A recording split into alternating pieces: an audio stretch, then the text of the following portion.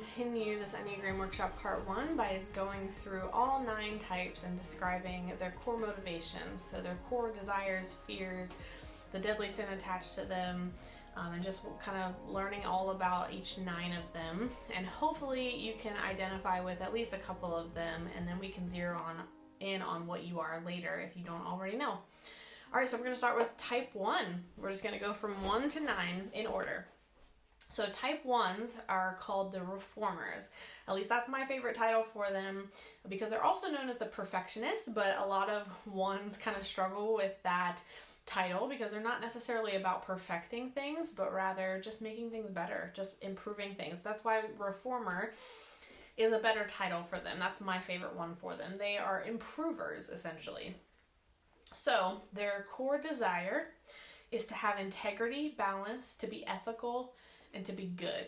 So to do the right thing in the best way possible, okay? So their core fear then is being bad, corrupted, condemned, irresponsible, wrong, okay?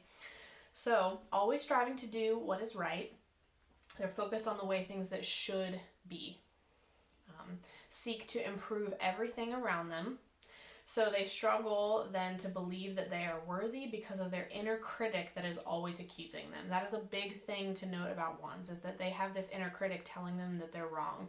And then therefore, they kind of externalize that to view everything that's wrong around them. So thus, they are very hard on themselves and others. They can walk into a room and they will see what's wrong with the intention of improving the environment. So this critical nature that is inside of them all the time can come across as critical to everyone else around them, but understanding their heart and understanding the fact that they are just trying to improve things. They're just trying to make things better, the best that they can be. So the thing that they kind of offer the world is that they push us to be better people. They push the environment to be better. And I think just striving for excellence and striving for what's best is often a very, very good thing. And so they kind of push us and inspire us to do that. But their core sin associated with them is anger. Knowing that no one can live up to their standards, they experience anger in the form of resentment. So if they're not careful, this resentment of things not being the way that they think that they should be can often come across as anger. And like I said, they can inspire us to be the best versions of ourselves or the situations at hand. But if they're not careful, they can kind of use fear as a motivation for that as well. So the best versions, a healthy version of a 1, can really use that gift to inspire people to be better and to be motivated to be better. All right, so let's move on to type 2. Type 2s are called the helper. That's basically the universal great title for them. I don't actually have another one that it better suits them. They're called the helper. Their core desire is to be loved and desired. Their core fear, as a result, is being unloved and unwanted. So, 2s are sensitive and empathetic. They prioritize the needs of others and thus pushing away their own needs, putting them to the side. They want people to feel loved and nurtured just as they desire to be, and as a result struggle with an unending burden of alleviating the pain of people around them by absorbing it. They fear rejection, so they question their value based on the love that they receive, based on what they can give. That can lead to being sometimes people-pleasing and possessive. They will walk into a room and immediately look for what they can do to help in order to feel valuable. Okay. So essentially these people are givers, they're helpers, they're servers. Essentially they just want to help and serve everyone around them. But there is a core motivation behind that of being loved and wanted. So they feel as though they are going to be loved based on what they can give. So their core sin is pride. That seems interesting because being a helper and a giver and a server seems very humble, and so how could pride be their core sin? Well, it is because their belief that they can do it all without asking for help reveals a proud spirit. All right, so type 3s. These are called the achievers. The achiever is my favorite title for them. Sometimes they're called the performer. Now, I do want to preface, now that we're getting into some of these words, I want to preface this by saying that most of the time people will hear, especially in the English language, people will hear some of these words and be like, well, I'm not that, because they just go to their definition of what that word means. So performer is one of those words used to describe threes, and a lot of people will be like, well, I was never on stage, I was never involved in plays or musical performances or anything like that. Performer does not mean stage performance. Performer means putting on a face performance, okay? And so we'll get to a lot of these words that I just really want to preface and make sure that we're not misunderstanding what a word means, because the English language has like a million different definitions for one word, and I want to make sure that we're not writing something off because of the first definition that came to our mind. Okay, so the type 3s are called the achievers or the performers. Achiever is my favorite because their core desire is to feel valuable and worthwhile by being themselves without having to perform, and to be and appear successful in everything they do. So it's all about being successful, or even just appearing successful. So their core fear is being worthless, a failure, incapable, unimpressive, or unsuccessful. So they base their value on being successful and being well liked. They're able to achieve most goals with apparent ease and confidence. They struggle with the appearance of success in everything they do and live under constant pressure to do well. Fearing failure, they believe they're only as good as their last accomplishment and therefore can be very competitive.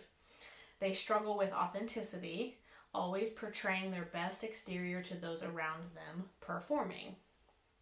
Often called the chameleon because of this. So essentially, if being this type of person is going to get them well liked and be successful in this space or in this context, that's who they'll be.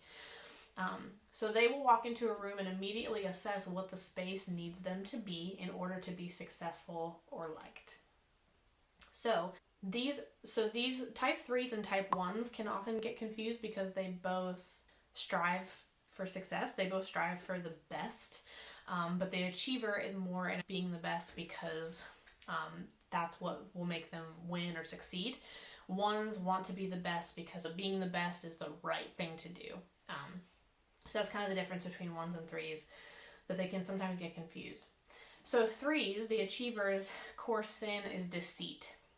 If they're not careful, abandoning their true self for a crowd-pleasing image can deceive themselves and others of who they really are. Type 4, the individualist.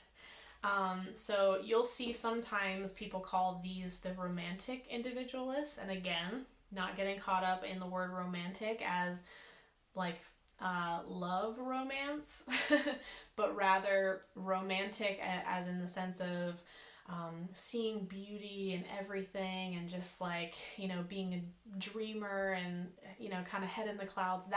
That's kind of romance.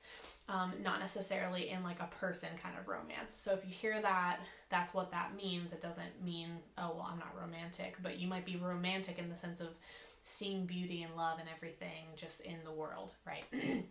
Okay, so I like the title individualist though, because their core desire is to find their authentic selves and unique significance, and they put all of their identity in that. So it's all about finding their identity. Their core fear is being plain, ordinary, emotionally cut off, or flawed. So these people want to be different. They want to stand out. They want to be unique, okay? So they are dreamers. They're creative, artsy, and emotional. Again, don't get artsy and creative mixed up by thinking that means you have to be a musician or a painter, okay?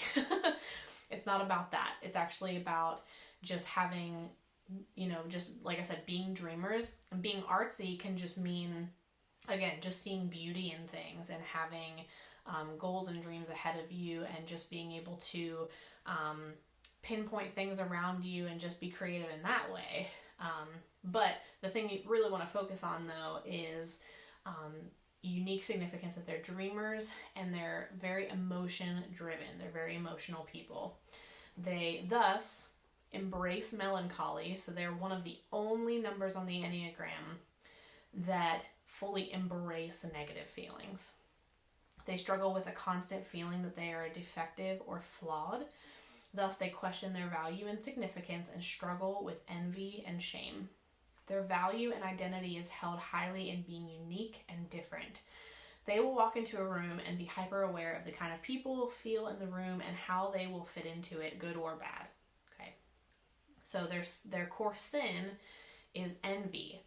Their feeling of unwholeness and that something is missing causes them to crave what they don't have. All right, type 5. They're called the investigative thinker or the investigator, or sometimes known as the observer.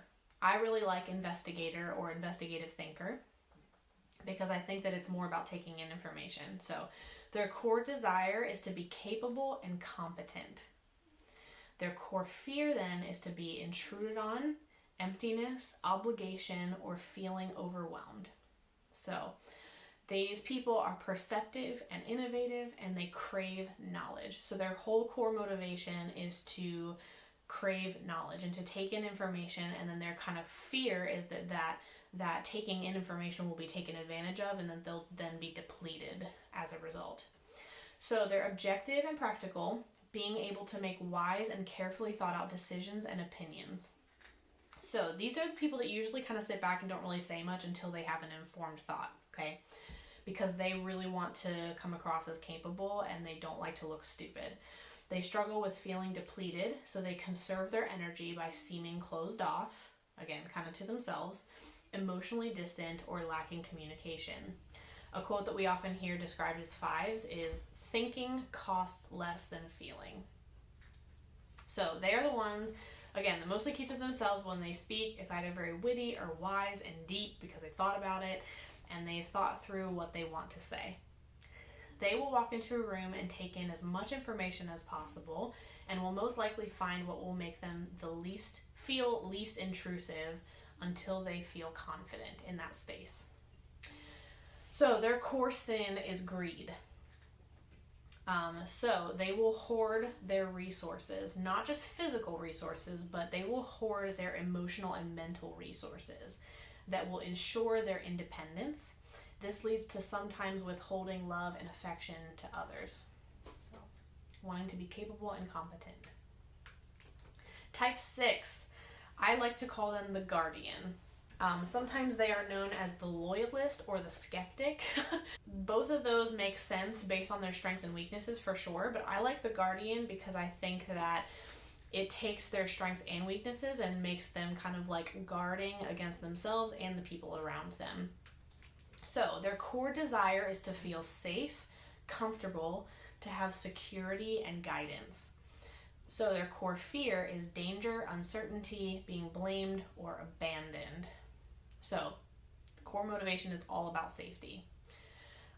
So they are dependable, they're hardworking, they will cling to a few people that they trust because those people will make them feel safe, but to everyone else can seem untrusting or guarded.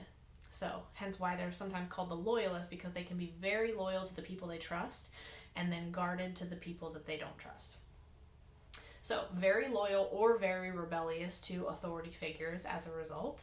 They struggle with a constant fear of the unknown and manage their anxiety by always preparing for the worst case scenarios around them and clinging to their comfort zones. So they will walk into a room and assess and notice all the potential threats and find what makes them feel safe. So their core sin is fear. They have a hard time trusting that they can handle life, even with God's help, and so will sometimes turn to other vices for support. So something that, it's funny because a lot of people think that 6s are very skeptical, but something that they kind of bring into the world that I think is very valuable for us is that they have a healthy caution of making sure that you're prepared for not just the positive outcomes. They're usually the person where, someone is sharing an idea or a goal and that person's kind of like, okay, but have you thought about this? And sometimes that can come across as skeptical, but really we need that voice in our life to make sure that we stay grounded and not just like go off of the hinges. They kind of bring us back to reality. They're very realist type people. And so that's something that they can bring to the world. Their kind of guardedness and skepticism has a healthy boundary to it. That I think is really, really valuable to people in general and to the world. All right, type 7. I like to call them the enthusiast. Sometimes they're called the optimist because their core desire is to be satisfied, filled, content, and to have fun. Fun is like their core motivation for everything. Fun and joy. Their core fear is being incomplete, bored, limited, trapped in pain, and missing out. They have major FOMO. So, joyful and adventurous, these people are super outgoing and fun and spontaneous, and they just want to experience all the things. Like, they can't get enough, right? So, if they want to enjoy all the experiences that they can, they see endless possibilities and innovation around them. They struggle for always longing for more and fear missing out on something great. They avoid negative emotions and try to escape to things that will make them feel good. They will walk into a room and want to immediately set the vibe to party time. They will look for what experiences they'll get out of the situation. But their core sin as a result is gluttony. And again, don't get caught up on the word gluttony. This doesn't necessarily mean like food type gluttony. To avoid pain, they will gorge on positive experiences. Always planning and entertaining new ideas and adventures that will fill a void that they're feeling. So a quote that we hear a lot about 7s is they're never satisfied. They're always ready for the next thing. All right, so type 8s are called the challenger, sometimes known as the leader. These people are your natural born leaders that will just so naturally rise up into leadership. They're called the challenger because their core desire is to protect themselves from being challenged or controlled and to seek justice for those that they love. So their core fear is being weak, helpless, underestimated, and injustice. So they're called the challenger because they'll go after problems. And sometimes it can come across as them kind of prodding conflict, but in reality it's just them being like, hey, this is a thing, we're just going to deal with it. So they'll go after conflict so that they can solve it. So intensely confident people, they are assertive and determined, strong leadership skills, powerful protectors. They struggle with a fear of betrayal. So they appear to have a hard exterior to those around them, but also fiercely protect those they love. They have a teddy bear center. To seek justice, they're very brave and take conflict head on. They will walk into a room and want to take charge, honestly, and or for the situation to meet their expectations. So their core sin is lust, not to be confused with sexual lust. They struggle with lust in the sense that they yearn for passion and intensity in general, just in life. All right, so type 9s, the peacemaker, sometimes known as the peaceful mediator. Okay, so this is the one that I am. I'm a 9. I came to the conclusion of this like 2 years into me studying the Enneagram, so it was quite a journey for me. So type 9's core desire is to have inner stability and peace of mind. So their core fear is being in conflict, being uncomfortable, unimportant, overlooked, or alone. Okay, so their whole motivation is about peace. Exactly what their title says. It's all about peace and stability of mind, so they hate conflict. They hate anything that makes them feel uncomfortable. So these people are very easygoing, very non-judgmental, chill people. They long harmony with everyone, not liking to ruffle feathers or make any situation uncomfortable. They're able to empathize with all points of view, making them great mediators and very inclusive. They struggle to express their feelings or true opinions. They will avoid conflict at all costs, even if it means compromising what they want to do or think is right. That is kind of where 9s lose themselves in wanting to kind of just like fade into the background so that they don't ruffle feathers. They feel that it's better to blend into the background and can easily be overwhelmed by a lack of peace, essentially. They will walk into a room and will find what is most comfortable, whether that's going to who they know or blending into the background. Then we'll notice the people involved and want to be inclusive. So nines also really love to cling to their comfort zones, much like sixes. Sixes will cling to comfort zones because it makes them feel safe. Nines will cling to their comfort zones because it's comfortable. Because nines really struggle with change because it disrupts their peace. Like, it disrupts their normal. So that's like a really key point to note about nines. So nines' core sin is sloth. They will fall asleep to their own priorities and responsibilities and fall asleep to who they are as well. They'll kind of lose an essence of who they are because they kind of blend into the background, or they kind of mediate by conforming to the people around them as well. So that can sometimes look like a 3, but it's because it will just create the most amount of harmony and peace in the situation. So they'll fall asleep to their own priorities and responsibilities, resulting in mostly spiritual laziness, but can sometimes manifest itself in physical laziness as well due to a lack of motivation. So when they start to feel overwhelmed because of a lack of peace or conflict or whatever is overwhelming them, they will get very unmotivated, and they struggle with inertia and momentum. So nines have a really hard time getting started with something, but then once they do, they have the momentum, and then they'll go, and then usually they get stuff done.